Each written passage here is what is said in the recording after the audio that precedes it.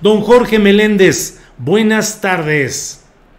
Don Julio Astillero, pues antes se decía el imperialismo yanqui, ya ven cómo es. Ajá. Y pues sí, estos medios están manejados por los Estados Unidos y se embolsan miles de millones. Son los que han ganado con las farmacéuticas más en esta pandemia y sin embargo son de una mezquindad horrorosa. Pero aquí estamos listos, don Julio Hernández López. Muy bien, Jorge Meléndez. Saludo a Arnoldo Cuellar y al querido Temoris Greco. Gracias, Jorge Meléndez. Arnoldo Cuellar, buenas tardes. Perdón. De manteles largos hoy con don Jorge aquí. Muchas gracias, Julio, bienvenido. Y Temoris, qué gusto saludarte como siempre. Gracias. Temoris Greco, buenas tardes. Hola, buenas. Pues sí, es un gustazo tener a nuestro muy querido y admirado Jorge Meléndez con nosotros. Y a ti, Julio, y a Arnoldo también es siempre un gustazo estar aquí con nosotros. Cómo no, gracias. Saludos a nuestro compañero Arturo Rodríguez, que en esta ocasión no pudo estar presente con nosotros. Es que ese Arturo anda de veras movidazo, anda haciendo cosas por un lado y por otro lado. La juventud, ni modo, la juventud que le permite estar en todo, en todos lados. Pero bueno, vamos a empezar precisamente con nuestro invitado de hoy, que es Jorge Meléndez. Jorge, ¿ya medio esclareciste qué onda con esto del fuero o no fuero del gobernador panista de Tamaulipas, Francisco Javier Cabeza de Vaca? El presidente de la República y la secretaria de Gobernación dicen que no tiene fuero. Sin embargo, la Fiscalía General de la República ya presentó una impugnación contra esa resolución de un magistrado, con lo cual pues virtualmente acepta que la resolución le es adversa, es decir, que se mantiene el fuero, al menos en el nivel estatal, que es lo que yo entiendo, que la resolución del magistrado establece que mantiene el fuero estatal, y cuando termine ese fuero estatal, en octubre del año que entra, entonces podrá operar el desafuero federal y las acciones judiciales que correspondan. Pero, ¿qué opinas de este enredo y cómo lo has visto, Jorge Meléndez? Pues yo consulté con un abogado, que no sé si deba decir su nombre, que es el que me defendió contra Mario Marín, que le ganamos el juicio, contra los hijos de Marta Fox, que perdieron con nosotros notoriamente, y con tres personajes más, y dice mi querido amigo, las leyes son interpretativas. Y así lo dijo la señora Sánchez Cordero.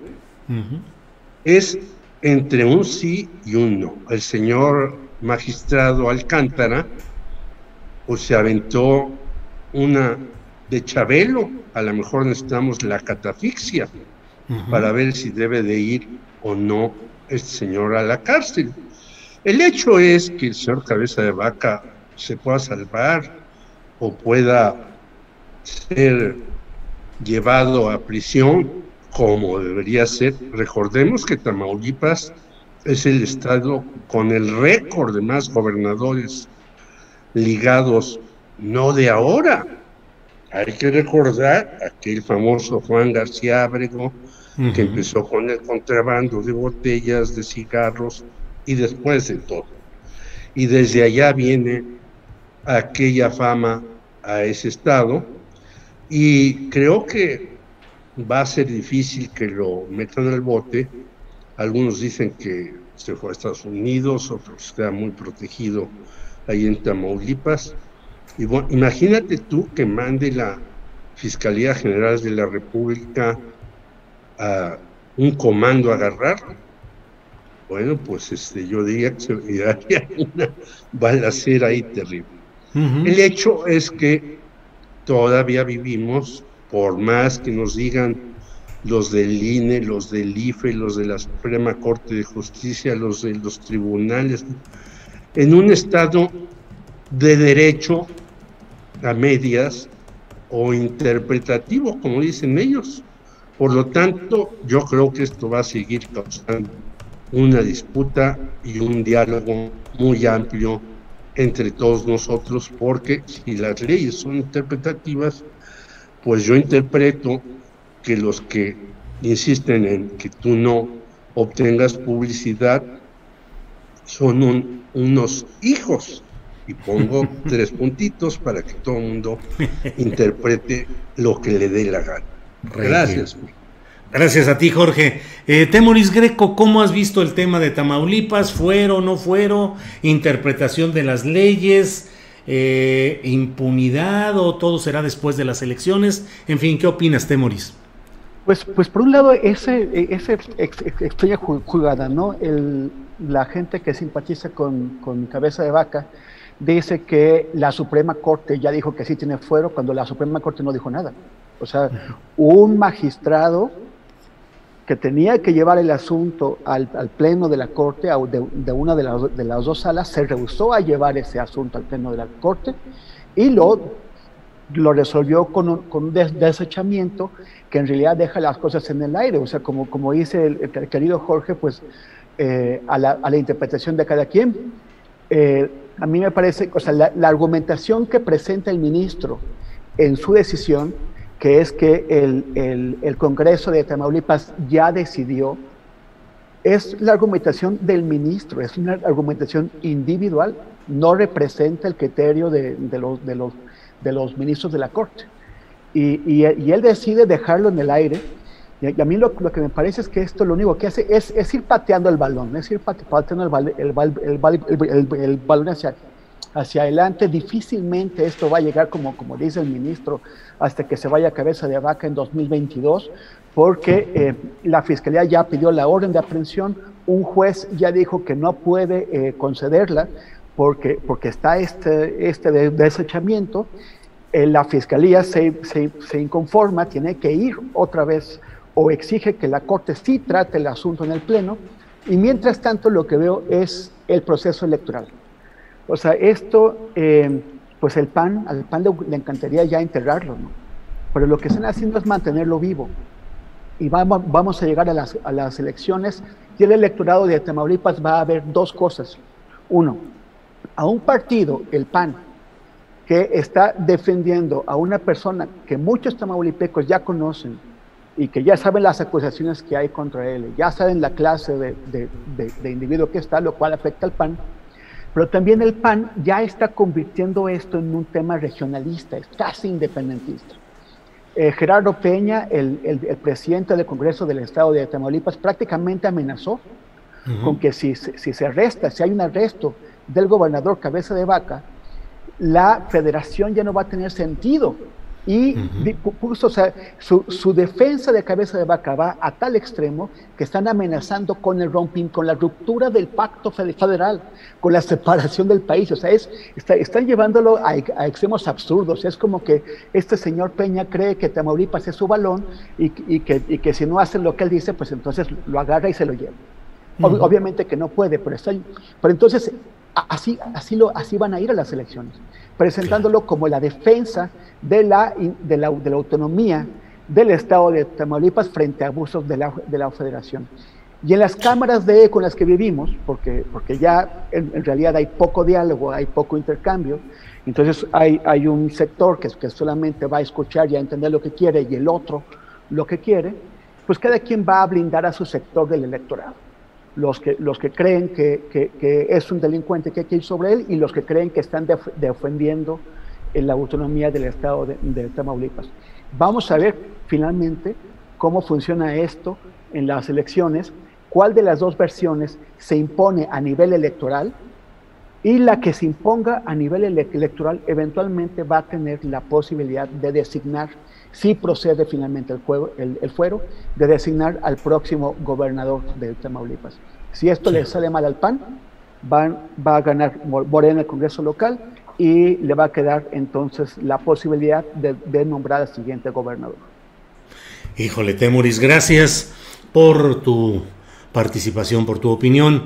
Arnoldo Cuellar, la hermana República de Tamaulipas, y como eso, En Nuevo León también ha habido históricamente quienes han estado promoviendo ideas como estas, y ahora también con las carpetas judiciales abiertas contra Samuel García y Adrián de la Garza, pues no deja, pues sobre todo en segmentos de derecha, no deja de fluir la idea de que podría haber una separación o un desmembramiento de nuestra república. ¿Qué opinas sobre esto, Arnoldo Cuellar? Lo que hemos llegado, ¿no, Julio? Mira, yo quisiera regresar un poco al inicio de la discusión, porque me parece que estamos cayendo en distracciones. O sea, entramos al terreno que le gusta mucho a los abogados de las formalidades, de las competencias, y olvidamos la sustancia y el tema principal, que es el hecho de que millones de mexicanos estén gobernados por un sujeto que tiene claros indicios de ser un delincuente, que hay elementos muy claros que nos hacen pensar y sospechar a la autoridad, ya no a los ciudadanos comunes y corrientes, de que ha utilizado en su beneficio maniobras absolutamente ilegales, abusos de poder y complicidades con grupos delincuenciales. Y entramos al terreno de si la Corte tiene razón o no, y quién tiene aquí la competencia, etcétera, y dejamos de lado este tema central. Después entramos al tema político, que es el que tú estás planteando, de a dónde van a llevar estos los radicales del PAN de Tamaulipas, y volvemos a meter otro distractor que nos aleja de la litis principal, que es a lo que creo que deberíamos regresar una y otra vez. Sí, me parece altísimamente preocupante que un delincuente gobierne un estado fronterizo, con los antecedentes que ya tiene ese estado, con el nivel de violencia que vive, el nivel de desestructuración institucional que vive también, y con grupos que se han enquistado hasta lo más profundo. Recordemos que ahí pasó esta situación gravísima que todo el mundo trata de borrar de los anales de la historia, de un grupo del ejército de élite que se pasó del lado de la delincuencia, que fueron los Zetas, ¿no? Uh-huh. Entonces, regresemos a lo principal. Y aquí me parece que también hay una crítica a la forma como el Estado mexicano ha llevado esto. Porque si hoy tuviéramos claro, si hubiera discutido en la Cámara de Diputados del Gobierno Federal, la Cámara de Diputados Federal, perdón, con claridad los delitos que ha cometido Francisco Javier García Cabeza de Vaca, estaríamos obligando al PAN, a ese PAN de Tamaulipas y al PAN de todo el país a defender a un presunto delincuente, con las consecuencias que yo tendría, independientemente de las competencias. Pero tampoco ha sido muy clara la Fiscalía General en situar el nivel de estos delitos, que llegaron solamente a ubicar un tema fiscal, ¿no?, que parece bastante débil, que parece a simular un ataque político, cuando me imagino que hay muchas otras cosas que podrían haberse, con una tarea de investigación, haberse formulado. Y bueno, no dejo de ver que aquí seguimos en un camino muchísimo más peligroso que esta pirotecnia de la posibilidad de que los estados del norte del país se separen, que es la absoluta feudalización de los gobernadores, que viene ocurriendo desde hace 20 años. Uh-huh. Desde que el PRI deja el poder con sus resortes ocultos para mantener... Recordemos que Salinas fue el presidente que más gobernadores defenestró por diversas causas y con diversos métodos, ¿no?, para recuperar el control que se le estaba escapando. Pero cuando llega Vicente Fox, todo esto se suelta, de tal manera que tenemos por primera vez en 2012 la construcción de una candidatura presidencial, y pasó Calderón de por medio, de un gobernador. Bueno, ya antes habíamos tenido también a Arturo Montiel, ¿no?, que madrazo le hizo la chicanada. Pero los gobernadores comienzan a establecer estos acuerdos y estos pactos que nos llevaron, no se nos olvide, a esa generación de gobernadores ladrones, la mitad de los cuales están hoy o en la cárcel o perseguidos, que llegaron con Peña Nieto al poder, más aún que ellos subieron a Peña Nieto al poder con recursos públicos, y que eso contribuyó mucho a esta situación donde cada estado ya se rifa y juega bajo sus propias reglas, y el pacto federal ya no existe en realidad en términos de un entendimiento político, un respeto de ciertas reglas, ¿no?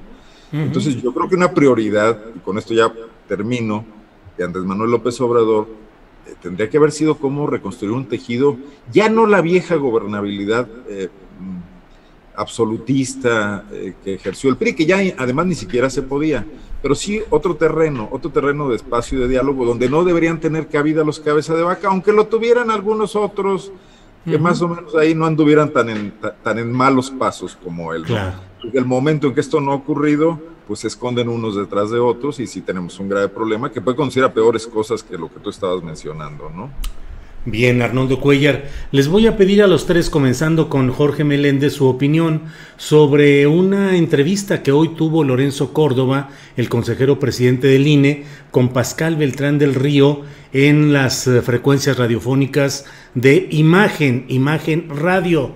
Dijo en esencia Lorenzo Córdoba que está en riesgo que se puedan declarar nulidad de las elecciones. Dijo: el poco apego a las reglas del juego democrático que linda en la irresponsabilidad pone en riesgo la validez de las elecciones, aunque reconoció que no le toca al INE determinar esto, sino al Tribunal Electoral del Poder Judicial de la Federación. Dijo: nunca se había visto, dijo Córdoba, nunca se había visto una descalificación tan estridente, tan directa y tan delicada como la que hoy se está haciendo desde la máxima tribuna del país. Dijo además que se está en una polarización política aderezada por un valor que por definición es contrario a la democracia, que es la intolerancia. Jorge Meléndez, en riesgo de ser anuladas las próximas elecciones por la descalificación estridente, directa y delicada desde la máxima tribuna del país, es decir, desde la mañanera del presidente López Obrador. ¿Cómo ves este tema, Jorge? Tu micrófono, Jorge, por favor. Lo apagué justamente para... Ahí está ya, Jorge, adelante, por favor. Sí, el señor Lorenzo Córdoba sigue jugando a que el INE, el ANTECIFE, es la democracia en México. Yo digo, ¿cómo puede ser que este señor diga tal cosa, siendo que él viene de un grupo, que ahora se le conoce como anexos, en donde han hecho y han impulsado a este grupo, no solamente ahí, sino en muchos otros lugares, para hacer una supuesta democracia en México? Estos señores han dicho que no hubo fraude en 2006, ni en 2012, ni en ninguna otra elección presidencial. Lo han insistido. Todos sabemos, hasta Felipe Calderón, que ahora dice que no hay que levantarse en armas, siendo que él usó las armas para su legitimación, si no hay que levantarse en votos. Bueno, siendo que además él impulsa a México Libre con su mujer y no obtiene ni siquiera los votos necesarios, sino se retira antes de los votos. Bueno, vemos ya no solamente esta opinión del señor Lorenzo Córdoba, sino vemos la reacción del señor Felipe Calderón y vemos otras reacciones de Diego Fernández de Ceballos, que será conocido como la ardilla en el sexenio de Carlos Salinas, porque vivía en Los Pinos realmente con él, o cerca de él, y además vemos otras reacciones. Todo el mundo está espantado con las elecciones, porque leí yo, por cierto, una encuesta muy rara, de las más raras que he visto en mi vida, en el periódico El País, que ya además se distribuye en México y casi es más mexicano que español, porque en España está muy cuestionado El País de acuerdo a sus vínculos con el Banco Santander, con OHL, en fin. Entonces leo una encuesta. El presidente Andrés Manuel López Obrador tiene 66% de apoyo con la población. El Morena tendrá 43% de votación, siendo, dice el propio País, que hace 3 años tuvo 38%, o sea, le da más cantidad de votos a Morena.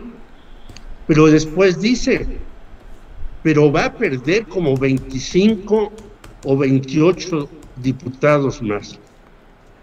Digo, esas cuentas ni en una regla de 3 simple salen. Yo estudié con aquellos métodos de la famosa regla de 3. Ahora que hay computadoras, todo eso, pues no da. Y luego va más adelante y dice, el PRI va a ganar como 35 diputaciones más y el Partido Verde va a ganar como más o menos las mismas. Y digo, ¿de dónde salen tantas presiones si ahora sabemos que no se puede hacer una encuesta casa por casa, que tiene que ser vía telefónica? Traigo esto a colación porque vemos una embestida de todos estos grupos que se han nucleado, como ha dicho Álvaro Delgado en varios artículos, a través de Claudio X González y de Gustavo Díaz, y que han tenido dinero a su disposición como nunca. Pero si tú ves en las calles, la propaganda es también como nunca, porque hay pocos sitios en donde salen a repartir incluso periódicos y demás. Vemos pues unas elecciones de incertidumbre total, no sé exactamente qué vaya a pasar en las elecciones. Si no logran sus objetivos, estos señores nucleados con esos dos personajes de la empresa privada, dirán que hubo un fraude nuevamente, ahora sí, en contra, pues es quizás lo que dice Lorenzo Córdoba. Lorenzo Córdoba dice un despropósito, porque, por ejemplo, ni han multado, ni han pedido que se vaya a la cárcel el señor López Obrador por estar metidos en las elecciones. Después de las elecciones lo dirán, no lo sé, pero yo veo aquí una serie de cuestiones tan raras y tan extrañas que quiere decir que todo el arsenal que han puesto en contra de López Obrador y de Morena, que por cierto, Morena también es un desastre. En Puebla, por ejemplo, Mauricio Toledo es candidato a una diputación por San Martín Texmelucan, que ni la conoce, etcétera, y así podemos ver a varios miembros de Morena. Bueno, aún así pueden ganar. Entonces, yo creo que el señor Lorenzo Córdoba se está curando en salud para decir, y no salen las elecciones así, pues yo me voy porque no me hicieron caso y la autoridad no sirve para nada y demás. Yo no veo otra cuestión por la que este señor sea tan estridente. Gracias, Jorge.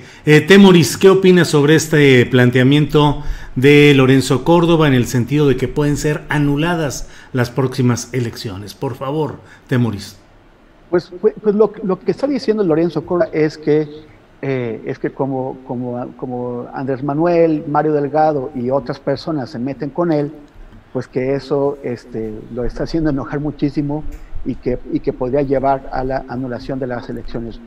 O sea, a mí me parece que también, pues, que ha comentado sobre cómo se hicieron las elecciones en 2012, o sea, toda una operación de Estado cuando el régimen funcionaba con mayor eficacia que ahora, y lograron imponer a un presidente con todo tipo de cochupos. O sea, sobre eso no tiene opiniones, no tiene opiniones sobre las elecciones del año pasado en Hidalgo y en Coahuila, que también, bueno, pero bueno, ahora sí le parece inaceptable todo, ¿no?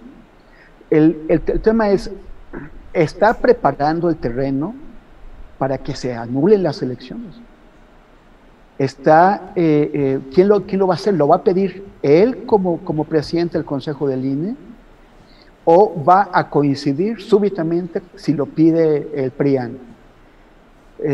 A mí me parece muy grave que lo diga, porque si bien a mí me parece que, o sea, es cierto que el presidente está incurriendo en excesos verbales, pero pero esos excesos verbales no se comparan con una enorme operación de Estado como la que vimos en 2012. O sea, hay como distancias, ¿no? Yo quisiera imaginar que el presidente no abre flancos para la impugnación de la elección, pero todo lo que nosotros quisiéramos que el presidente hace lo que se le antoja y abre los flancos y ya están abiertos por ahí. El tema es quién va a pedir, o sea, la va a pedir el presidente del Consejo del INE, la va a pedir el PAN con el apoyo del presidente del Consejo del INE. El tema es que esto va a acabar finalmente resuelto por un tribunal electoral que está muy cuestionado. Están cuestionados individualmente los ministros, o sea, los jueces están cuestionados en su integridad profesional, en su integridad personal. Hay me imagino la presión que debe haber en este momento sobre ellos, porque todos los partidos pues van a intentar cooptarlos y van a intentar tomar el control de ese órgano. Pero el problema es si vamos a una disputa postelectoral en donde no solamente entran en cuestionamiento las candidaturas o distritos, sino el conjunto de la elección, esto va a acabar siendo dirimido por un órgano que no tiene la confianza de nadie, ni de Morena, ni de la oposición, ni de los ciudadanos. O sea, es muy peligroso ese escenario. Gracias, Temoris. Arnoldo Cuellar, ¿qué opinas de este tema? De pues la advertencia de el consejero presidente del INE, Lorenzo Córdoba, de que podrían anularse las próximas elecciones. No, el símil futbolístico lo usó Córdoba, ¿no? Él fue el que habló del árbitro. Ajá. Y con lo que declara hoy, bueno, me recuerda a estos árbitros que no sacaron las tarjetas a tiempo, no tomaron decisiones, no impusieron su autoridad, se la pasaron discutiendo con los jugadores y el partido se les fue de las manos. Y terminó en una gresca gigantesca y no sabemos qué va a pasar, ni quién ganó, ni quién perdió. Él contribuye a esta desestructuración institucional y estas declaraciones demuestran una cierta desesperación, un amago que no tiene por qué hacerse desde la autoridad central. O sea, ¿de qué está hablando? ¿Cuál elección va a desconocer? Me imagino que la federal, la del Congreso, la que él puede. ¿Y qué pasaría con las gubernaturas en ese caso? Recordemos aquellas escenas del viejo México de los años 90, donde Carlos Salinas propiciaba el desconocimiento de la elección de Ramón Aguirre, pero no el de su Congreso, para poder darle al PAN el gobierno del Poder Ejecutivo, pero no el Legislativo y mantener. Pero eso lo podía hacer un individuo que tenía todos los hilos en la mano, lo que llevó a la destrucción del sistema electoral previo, que además estaba muy cuestionado porque lo manejaba el propio gobierno, y a la construcción del IFE, ¿no? Pero eso lo hizo un presidente de la República, no un presidente del INE. ¿A dónde quiere llevar esto? Me parece que él tendría que tener la cabeza muy fría. Recordemos que él ha contribuido decididamente con sus consejeros a la polémica que se dio. O sea, cuando aprovechó el embrollo terrible en el que se metió el candidato de Guerrero, Félix Salgado Macedonio, por otros asuntos que eran de corte penal, para desconocerlo por una cuestión de fiscalización electoral, aprovechando una ola, un tema resuelto de una manera sesgada, chicanera, digamos, para quedar bien con la tribuna, pues metió esta crisis. Las cosas tendrían que haberse resuelto de otra forma, ¿no? Y ha venido haciéndolo una tras otra. No, si el presidente se excede, Córdoba también lo hace. Y entonces todos están contribuyendo a esta situación de la que podemos saber cómo entrar, pero no cómo salir. Como están ahorita los palestinos y los israelíes precisamente, ¿no? Que ya ni Biden puede con el asunto. O sea, tú sabes dónde empiezan los problemas, no sabes dónde terminan. Este país está situado en otra tesitura absolutamente diferente. Tienen razón quienes dicen que buena parte del territorio nacional no está ni siquiera en manos de los órganos, de los poderes constituidos. La cantidad de candidatos que han sufrido ataques, ¿dónde está el INE ahí, por ejemplo, también, para garantizar que se puedan llevar a cabo unas elecciones en paz? Está preocupado por otras cosas, está preocupado por la polémica con López Obrador, que preocupa a un cierto sector de la clase política y de los poderes tradicionales de este país, los poderes fácticos. Entonces se está dejando de ser árbitro absolutamente, y ahora nos resulta un árbitro además endeble y chillón, que amenaza con llevarse el balón y con salirse del estadio. Qué barbaridad, ¿no? terrible, Julio. Sí, Arnoldo. Pues sí, vaya que estamos en presencia de ese árbitro que comentas tú, chillón, que se lleva el balón. Pero bueno, hay otros temas. No todo tiene que ser tragedia, Jorge Meléndez. Tenemos el espectáculo sensacional del señor licenciado Vicente Fox Quesada recibiendo su doctorado honoris causa de la Universidad de Miami, donde su ex secretario de salud de Vicente Fox es el rector de esa misma universidad que le da el doctorado a Vicente Fox Quesada. ¿Qué opinas de este espectáculo académico, Jorge Meléndez? Me recuerda una película que se llama Ginger and Fred, que era una pareja de bailarines y cuando ya tienen como 70, 80 años se ponen a bailar y hacen un ridículo espantoso. Y yo diría que no tengo mayores comentarios sobre Vicente Fox porque sabemos todos quién es. Un charlatán, un falto de criterio en todo, un falto de meter al orden a quien sea, empezando por su mujer Marta Sagún. Entonces, hay por ahí una señora que hacía un programa de entrevistas, entre comillas, que estaba totalmente trucado, Laura Bozo, que también le dieron un doctorado honoris causa en una escuela que se decía Universidad Patito en México. En Puebla, por cierto, hay la mayor cantidad de universidades Patito, porque muchos de los que dejan de ser rectores fundan sus universidades. Y entonces, como no caben los estudiantes en la hoy llamada BUAP, Benemérita Universidad Autónoma de Puebla, pues les dan media beca y los mandan a las universidades Patito, que proliferan en el estado de Puebla. Así en México y en Estados Unidos, ya lo acabas de decir, también no es la excepción, ¿no? Yo he dicho, bueno, hasta la Universidad de Harvard, pues hay que certificarla, porque los estadounidenses son muy buenos para certificar a los demás, pero no para autocertificarse.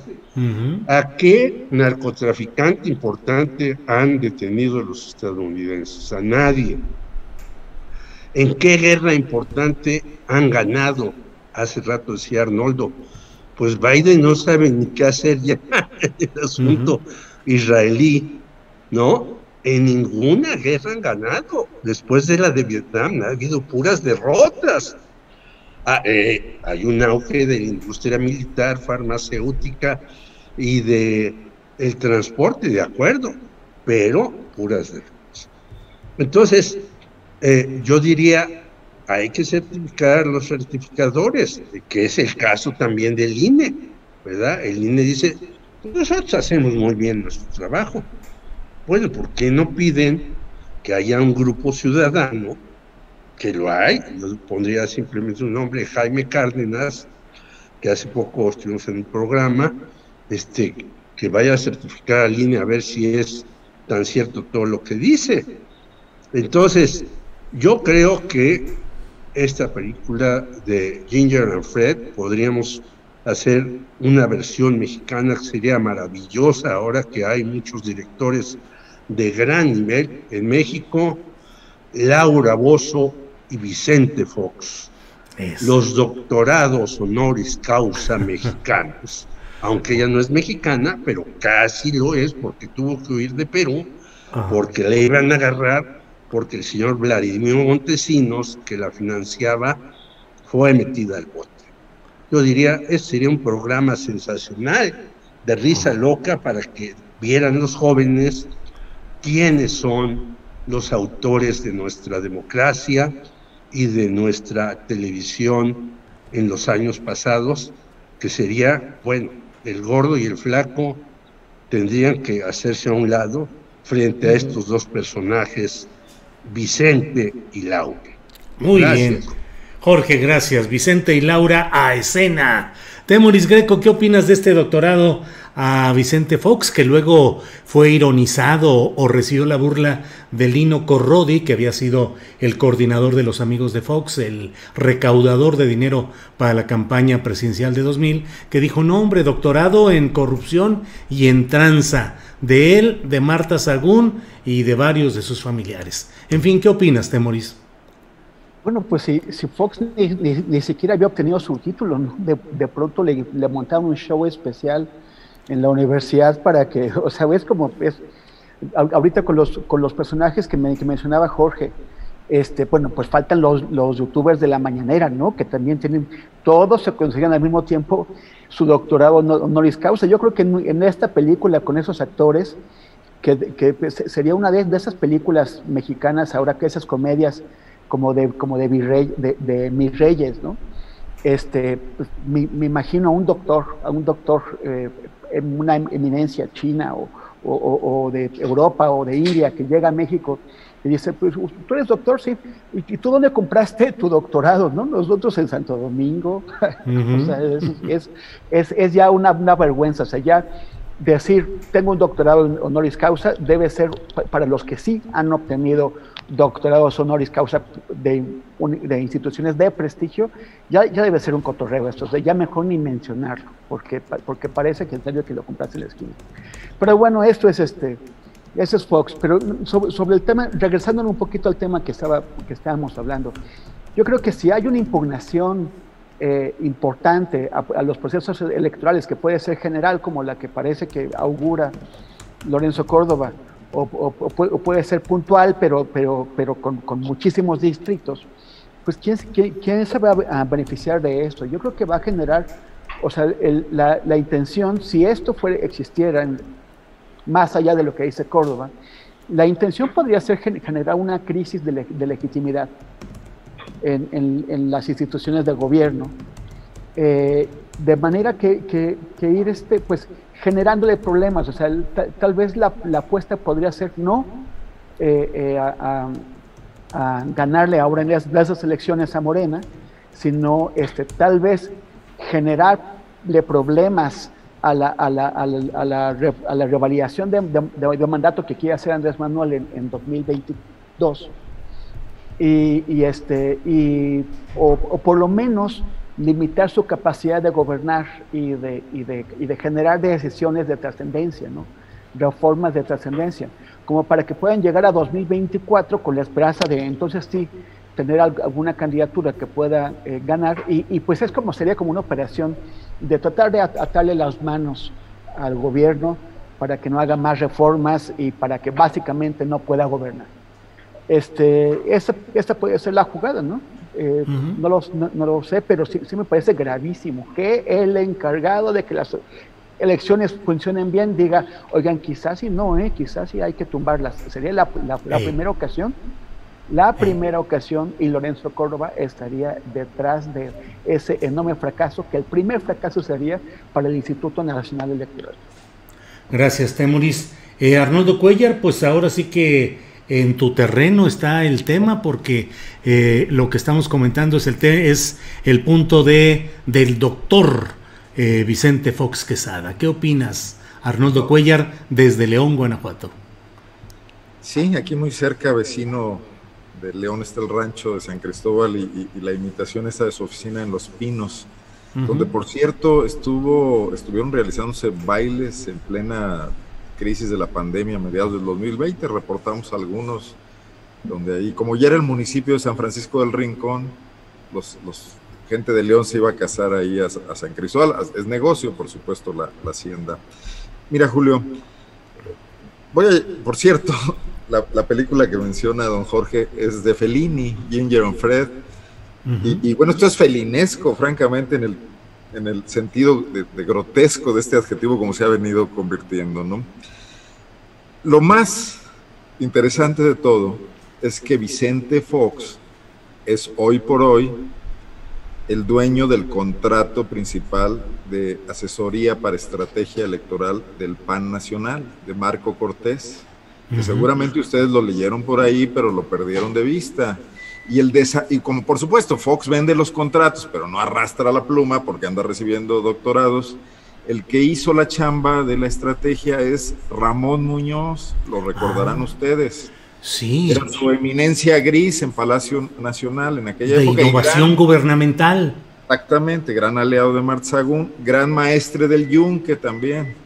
Y desarrollaron un plan ahí que le vendieron a Marco Cortés caro de críticas a la 4T, pretendiendo ser irónicos y conectar con el gran público, que por lo visto, y atendiendo la encuesta del País a la que ya se refirió Jorge, no está funcionando porque el PAN prácticamente no crece en votación, crece más el PRI.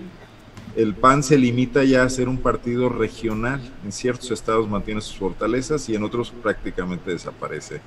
Y esto ha traído como consecuencia que el liderazgo, entre comillas, por llamarle de alguna manera, de Marco Cortés, pues esté gravemente cuestionado. Ya en el PAN están pensando quién puede ser el relevo. Se piensa, por ejemplo, y aquí se habla mucho de eso, de Miguel Márquez Márquez, el muy afortunado y suertudo gobernador de Guanajuato que realizó un saqueo indiscriminado de todos los contratos públicos por 6 años y sigue conservando su popularidad. Bueno, así son las cosas. En cambio, dejó sin ninguna a su sucesor y Delfín, que es el actual gobernador. Bueno, pues en Guanajuato vivimos el peor de los mundos posibles. O sea, este panismo enquistado que no deja entrar a ninguna otra fuerza política, pero que ha logrado cooptarlas a todas, incluso a Morena. Es rarísimo cómo en Guanajuato Morena desechó muy buenos prospectos de candidatos para pelear municipios en Guanajuato capital, en Salamanca, en Salamanca creo que conservaron uno que es competitivo, en Celaya y en Irapuato, por elegir a candidatos de muy bajo perfil. Y en Morena hay la clara idea de que se negoció con el PAN, de que el PAN, gobierno en Guanajuato, generó ese esquema muy poco competitivo, que no sería la primera vez. Tienen prácticamente penetrado al PRI, son dueños del PRD, que ya son empleados gubernamentales en Guanajuato, y entonces eso que tanto se teme a nivel nacional de el poder absoluto del presidente AMLO y hay que quitarle la cámara, en Guanajuato lo tenemos hace 30 años, y aquí nadie dice nada, y aquí han salido los Foxes, los Carlos Medina, etcétera, ahora los Migueles Márquez. Bueno, he mencionado aquí que Juan Manuel Oliva anda chambeando de estratega electoral en la campaña de Nuevo León. Se anunció oficialmente, ¿no? Entonces exportamos hasta eso estrategas electorales. No quería el hoy medio escondido Germán Martínez guanajuatizar México, ¿se acuerdan? Cuando era el presidente del PAN con Felipe Calderón. Bueno, lo lograron, pero parece que con AMLO. Pues muy simpática toda esta situación.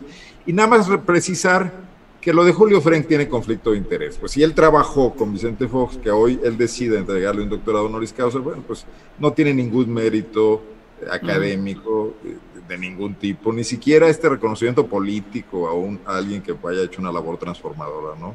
Es un pago de favores. Gracias, Arnoldo. Son las 2:44 p.m. Estamos ya en la parte final de este programa que insólitamente inició puntualísimo a las 2 de la tarde. Entonces les propongo tocar temas para cada uno en lo individual y así evitamos dejar sin tocar algunos temas que me parece que son de la actualidad.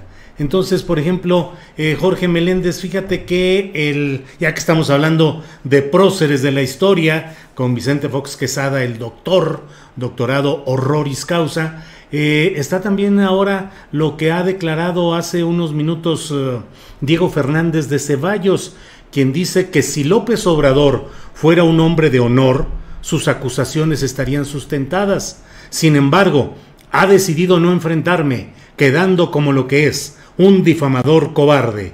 A los ciudadanos lo que les interesa es saber quién es el delincuente, usted o yo. Y frente a eso anuncia que si López Obrador no lo denuncia, él, Diego Fernández Ceballos, sí va a denunciar a Andrés Manuel López Obrador. ¿Qué opinión te merece este tema, Jorge Meléndez? Pues el señor Diego Fernández Ceballos siempre habla mucho, reta a todos, se siente la conciencia de México y es un cobarde porque no nos ha explicado quién lo secuestró, cuánto pagó, por qué lo hicieron, de qué manera hasta le rompieron su matrimonio con una jovenzuela allá en su tierra, y muchas otras cosas más, muchísimas en las que se ha metido. El señor López Obrador habló de algo que nosotros documentamos hace muchos años, de cómo siendo senador, pues defendió a Jugos del Valle y le regresaron alrededor de 1.500 millones de los viejos pesos. Y así como ese, ha defendido a infinidad de personajes. Y él, en alianza, no hay que olvidarse, con este procurador Lozano, hizo los escándalos de la PACA y de todo este tipo de cuestiones. Es decir, es otro bufón que está ahí metido, haciendo de las suyas y teniendo una columna periodística en donde pues realmente al principio yo la leía para ver si obtenía algunas luces, pero como todos son sombras y sombrerazos o retos a muerte o lo que sea, pues dije, mejor no pierdo mi tiempo ahora en esta pandemia, que todavía hay que aprovechar más, aunque sea haciendo ejercicio, a leer este papasal de este señor Diego Fernández de Ceballos. Me parece que es un cínico total, que al echarse a los brazos de Salinas de Gortari y hacer todo lo que ha hecho, y los millones y millones y millones de pesos que tiene, y las hectáreas que posee, pues no tiene ningún valor para alguien que tenga la mínima información.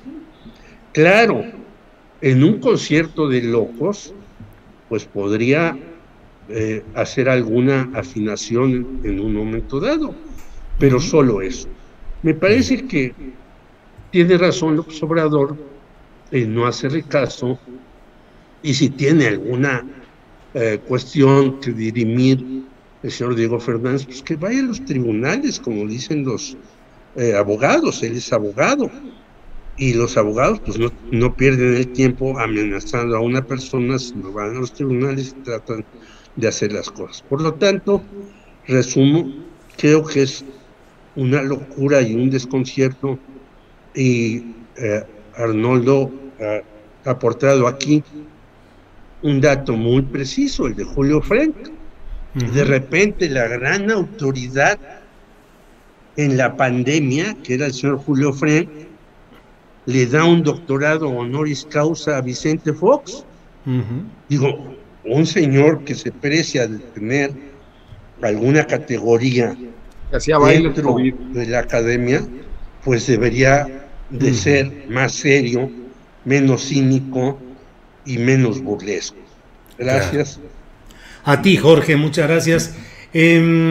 Para quienes nos escuchan, los invitamos a que después de esta mesa de periodistas nos sigan acompañando, porque tenemos temas muy interesantes. Le vamos a tener los videos donde se ve cómo Sergio Alba Esquivel, candidato del PAN a la alcaldía de Emiliano Zapata en Morelos, es exhibido en un audio en el que se escucha cómo vende en 250,000 pesos a un empresario la dirección de lo predial y el catastro del ayuntamiento de Emiliano Zapata. Esto nos lo va a señalar, a informar Héctor Raúl González, reportero de Morelos. Y luego tendremos el contacto telefónico con algunos estudiantes de la Escuela Normal Rural de Mactumaxá, en Chiapas, que hoy hubo una detención de unos 200 estudiantes en aquella entidad en Chiapas. Vamos a tener todo esto y los agregados informativos de lo más reciente con Adriana Buentello. Bueno, Temoris Greco, un poquito saliéndonos de lo nacional, la verdad, pero creo que es un tema que debemos abordar también, es el relacionado con pues la ofensiva israelí contra la prensa. No solo ataque desproporcionado, asimétrico de Israel contra los palestinos, sino particularmente esa ofensiva israelí contra la prensa. ¿Qué nos puedes decir de esto, Temoris Greco? Pues es muy fuerte. O sea, la propaganda del Estado de Israel siempre presume, ellos afirman que es así, que es la única democracia de Medio Oriente, la única democracia de la región. Y hay muchas cosas que se pueden presentar como objeciones a esto, pero uno de ellos es que cada vez están más incómodos con la prensa. O sea, si la prensa, una prensa libre, una prensa crítica, es una parte importante de la democracia, Israel está cada vez más molesto con ello. En 2014 ya cubrí la guerra de Gaza anterior. Uh-huh. Y cuando estábamos ahí viendo la tragedia de lo que estaba ocurriendo en Gaza, que era pues inenarrable, durísimo, dolorosísimo, el entonces primer ministro, que sigue siendo el mismo, Benjamin Netanyahu, declaró que se manifestó en contra de esos, es la palabra, es la expresión literal, llamó palestinos telegénicamente muertos. Con eso él quería decir, con telegénicamente, es que eran muy adecuados o que se veían muy bien en la tele. Él decía que la prensa internacional, los que estábamos ahí, estábamos mostrando a palestinos que lucían mucho en la tele. Y eso fue como vergonzoso, ¿no? Porque, o sea, para empezar, si no quieres que haya palestinos que aparezcan en la tele, pues no mates palestinos, o sea, podría ser así. Pero los palestinos hasta muertos, o sea, hasta después de haberlos matado, le parecían culpables de algo. Y siempre la Hasbara, que es un esquema de propaganda que se usa mucho entre los israelíes, estaba intentando desprestigiar a la prensa internacional. Bueno, pues ahora, para empezar, no dejaron, o sea, cuando empieza el conflicto, no dejaron entrar a la prensa internacional. Los que ya estaban adentro se quedan adentro y los que están afuera, a ver cómo le hacen, pero cubren desde afuera. Israel impidió el paso de la prensa internacional. Después engañó a la prensa. Quiso, como jamás, o sea, hay un desequilibrio tecnológico abrumador. Los de Hamas, que por cierto no defiendo a Hamas, jamás defendería a Hamas. Bueno, perdón por la eufonía, pero por la cacofonía, pero jamás tiene que estar escondida bajo tierra, porque todo el tiempo usted está escuchando los drones, siempre suenan los drones que no son droncitos, son drones artillados, que en el momento que detectan a un combatiente de Hamas, disparan un misil y lo hacen polvo. Entonces los de Hamas están abajo escondidos. Todo ese tiempo se dedicaron a acusar a la prensa de estar protegiendo a Hamas, de no mostrar las actividades de Hamas. No podías porque están escondidos bajo tierra y no te dejan entrar, ni siquiera te muestran por dónde puedes entrar. Pero bueno, el caso es que ahora intentaron hacer salir a estos combatientes de Hamas, engañando a la prensa internacional. Avisaron, le dijeron a la prensa internacional, no a la prensa israelí, que había en marcha una invasión de Gaza, o sea, que tropas israelíes estaban entrando a Gaza. Y pensaron que esto iba a hacer que los combatientes de Hamas salieran para enfrentarse a esas tropas israelíes que no estaban entrando a Gaza ni nada. Y los engañaron. Pero lo que es todavía peor es que por primera ocasión Israel está tomando como objetivos militares a edificios que albergan oficinas de medios de prensa palestinos y de medios de prensa internacionales. El sábado destruyeron un edificio de 12 plantas en el que estaban las oficinas de la agencia de Estados Unidos Associated Press, AP, y también de la agencia qatarí Al Jazeera. Y avisaron, los reporteros tuvieron que salir en tropel. Había 60 departamentos ahí, 60 familias vivían ahí, hicieron polvo el edificio, pero este fue el más sonado porque estaban esas agencias internacionales ahí, pero en realidad fue el tercer edificio que destruyen. O sea, es el hecho de que no es nuestro primer país en donde se toma la prensa como una forma, como un enemigo, como alguien a quien puedes atacar. ahora el Estado de Israel está directamente atacando a la prensa con justificaciones. Dicen, es que ahí había un almacén de Hamas, pero solamente lo dicen, no hay una sola prueba, nadie lo vio, nadie supo, solamente lo dicen y ya con eso se justifica dejar a 60 familias sin hogar y atacar directamente a la prensa extranjera. Creo que es un signo de algo que está pasando en muchos países, cada vez más en el mundo, se está atacando directamente a la prensa. Aquí en México estamos viendo cómo se agrede a la prensa de manera regular, no solamente a nivel de los asesinatos, sino de manera verbal, y yo creo que tenemos que generar una conciencia de por qué es importante que haya una prensa libre, una prensa que sea capaz de hacer su trabajo con seguridad. Claro. Gracias, Temoris Greco. Y bueno, pues Arnoldo Cuéllar, para cerrar esta mesa de periodistas de este martes con 3 periodistas, ¿por qué no nos das tu comentario acerca de esto que ha sucedido en Sonora, donde ha declinado el señor Burs Castelo a la propuesta de ser candidato a gobernador por el partido Movimiento Ciudadano y llama a votar por Ernesto Gándara, que era priista de toda la vida y que está ahora a nombre de una alianza que forman el mismo PRI, el PAN y el PRD. Arturo Rodríguez, nuestro compañero que hoy está ausente en la mesa, pero escribió en un tuit algo así como que es la consolidación de 2 de las familias que han tenido el poder económico y político en Sonora durante mucho tiempo, la familia de los Burs.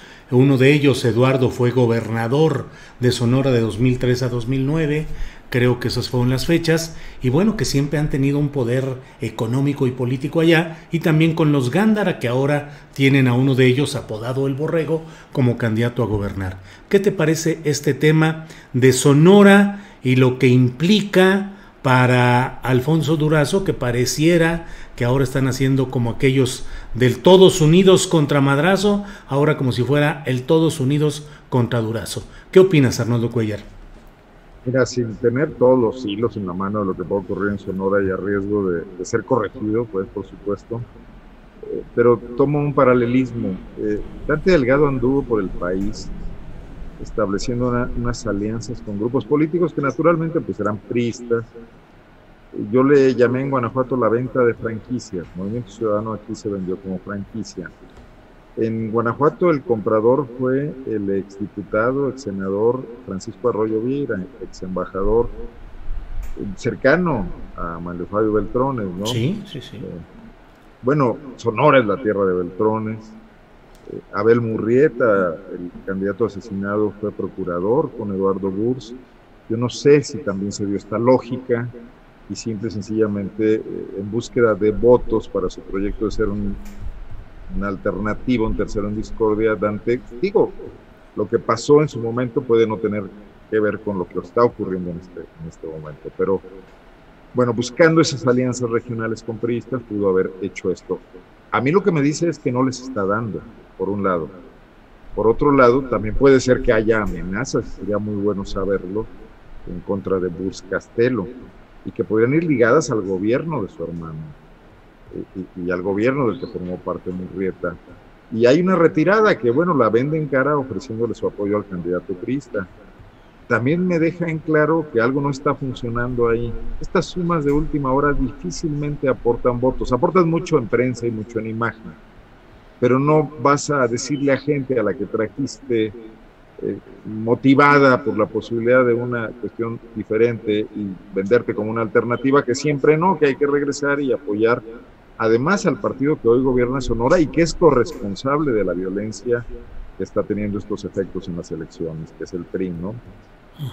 No creo que pinte bien esto para la alianza antimorenista. Al final del día creo que un viejo lobo del mar como Durazo le sacará jugo a esto y bueno, pues veremos qué pasa en la elección, ¿no? El hecho de que se te agrupen tus enemigos, se te reúnan, quiere decir que les vas ganando de alguna manera, ¿no?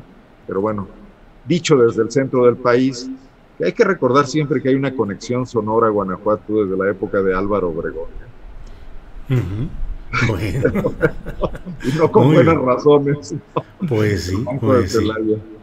Pues sí. Vamos a ver, Julio, aportando pues lo que se puede ver desde acá, ¿no? Bien, pues muchas gracias a los tres. Son las 3 de la tarde. Miren, empezamos puntualitos y terminamos como relojito a las 3 de la tarde.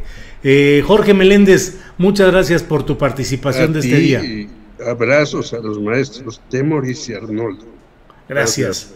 Temoris, buenas tardes y muchas gracias. Uy, muchas gracias, Julio. Oye, sí, Arnoldo, ya devuelvan el brazo a Obregón, no sé. Sí. Acuérdate que él mismo decía que le aventaran una moneda de plata y el brazo saltaría de inmediato, el brazo ya cortado, a agarrar el dinero. Entonces hay que aventarle alguna monedita. Gracias, Temoris. Bueno, gracias, Jorge. Qué bueno estar contigo, y Arnoldo y Julio. Gracias. Arnoldo, buenas tardes y muchas gracias. Gracias, Julio. Y bueno, extrañando al maestro Arturo, pero muy bien relevado por don Jorge. Ojalá por aquí nos veamos más seguido. Así es. Muchas gracias a los tres y nos veremos pronto.